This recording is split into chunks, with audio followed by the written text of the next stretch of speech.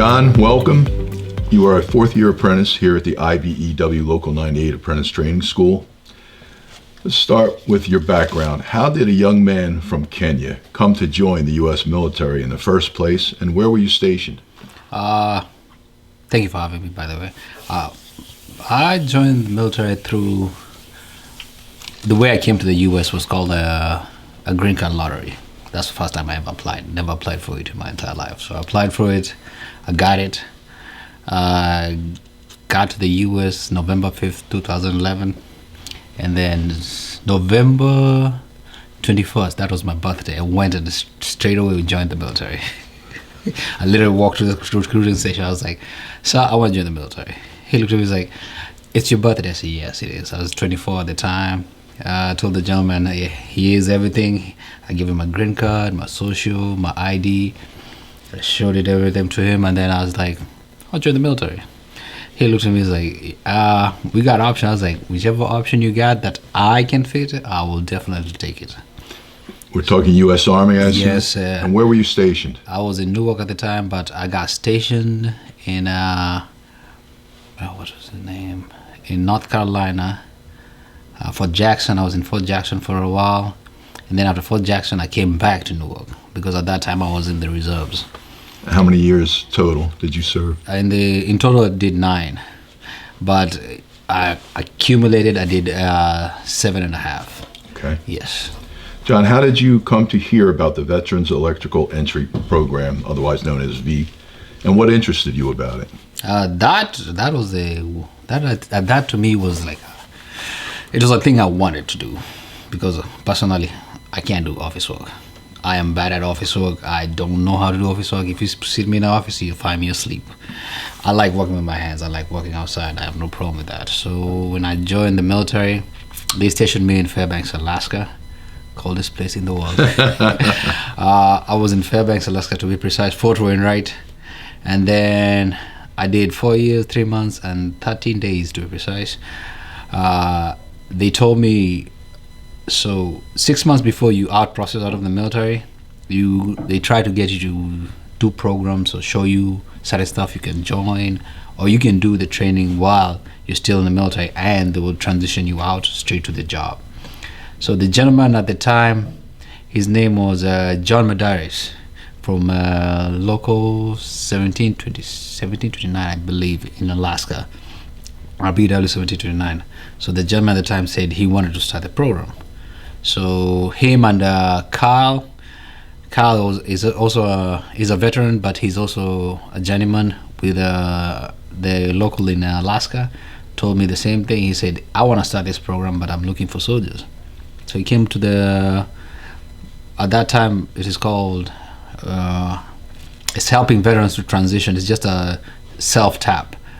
So he came, said, "I want to start this program and I need veterans." And he put the flyers out. I was like, "Yes, that's the one I'm going for."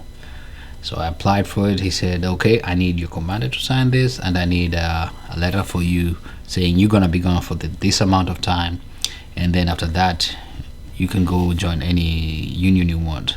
So when he came up with that idea, I was like, I am definitely down for that. So I was like, he gave me the paperwork. I think that was 6 months before I exited the military, and I told him I have more than enough live time I can use so I can actually go for the training. But they said, "You can actually go while you're still in the military." I said, "Nope, I have more than enough. I will use that so I can actually transition out better." Why the electrical industry among all the trades? What interested you about becoming a union electrician? Versatility.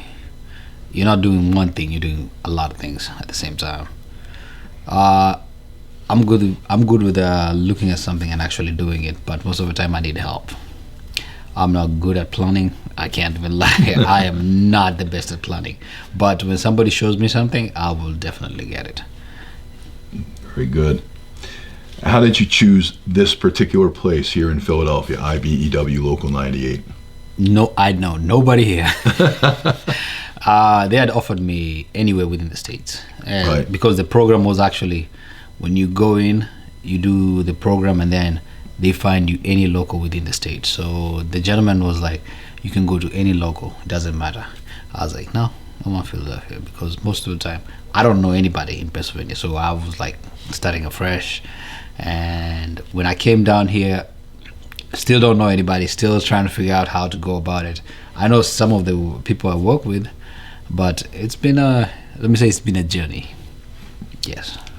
How much of a journey literally was it in your car from Fairbanks, Alaska to Philadelphia? 7,000 miles, give or take, because I passed through Canada. I took my time. I was like, I got time. But that journey was, I have to say, it was a little bit quick because I was trying to get down here and start working. They were like, oh, the moment you get down here, take your time. I think I called Mr. Michael Neal, and they said, whenever he gets down here, he can start working. 4 days after, I was like, I'm here. You made it in 4 days. Wow. That's amazing. Amazing. How's your experience been thus far at 98's Apprentice Training School? You're a fourth-year apprentice. Hard. What I thought I knew in school, I had to put that in back burner and actually learn something different. Each day, you're learning something different. I'm still learning. I'm still bad at recognizing things, so I usually ask for help. And I will ask the journeyman, all the people that I work with, hey, can you help me? They're like, you're a 4th year student. I was like, that doesn't matter. I'm asking you for help. I don't know what this is, so if you can help me, we appreciate it. How have you found the teachers? Actually, much more knowledgeable than most people.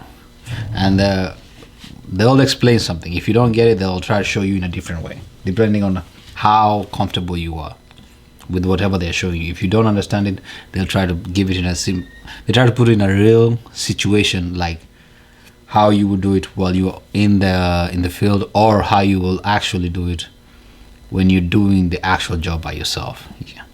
Makes sense. What excites you most, John, about becoming a journeyman electrician? Money. Most people say, I want to get paid, but at the same time, I want to learn. I just don't want to do something that's easy. I want to learn something different.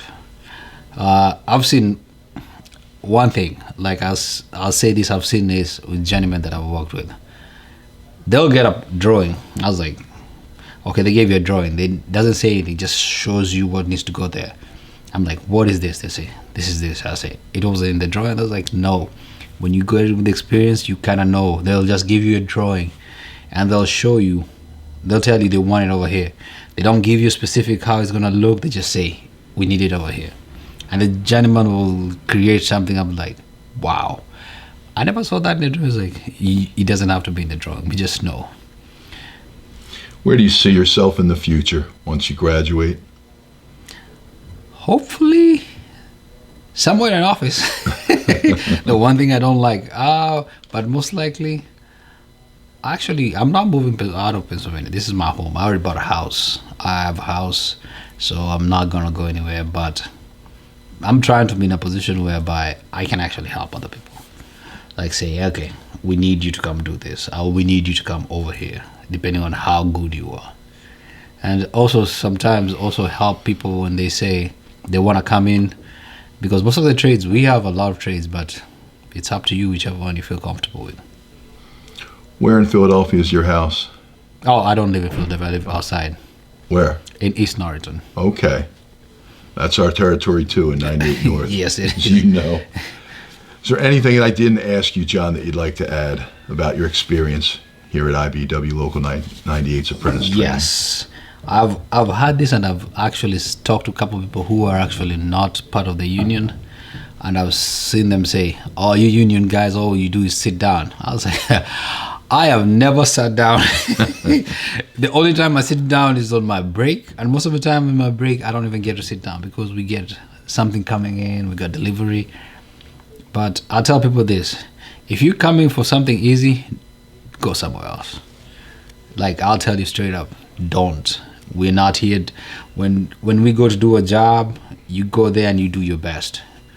One of my Sean said, you either do your best or you don't. You get out. I have no problem with that, because you're trained and they take time to train you and make you the best you can be. So when you go out there, you gotta make sure you make them look good. And when you do your job, you gotta be like, Nobody's gonna come behind you and say, "Oh, this job was poorly done." They look at the job and say, "Somebody knew what they were doing." There are no shortcuts. There is no shortcuts. You gotta work for it. You gotta come in. You gotta show up, and most likely, not just show up. You gotta show up and actually do the job. Because most people will show up and they will not do anything. You have to show up and actually do the job. Sometimes they'll tell you, "Okay, today we're gonna have a long day. So if you can't, that's fine. But if you can, we need somebody to stay over." I was like, okay. But most of the time, if you come to a job, don't do it halfway. Like, do the job. Don't expect somebody's gonna hand you everything. No, you gotta do the job, and you gotta learn. That's the biggest thing. Learn something different. Don't be doing the same thing over and over. That's the one thing I like about the job. You're a credit to this union and to your family. Thank you, sir. Thank you, John. Have a good one. Thank you.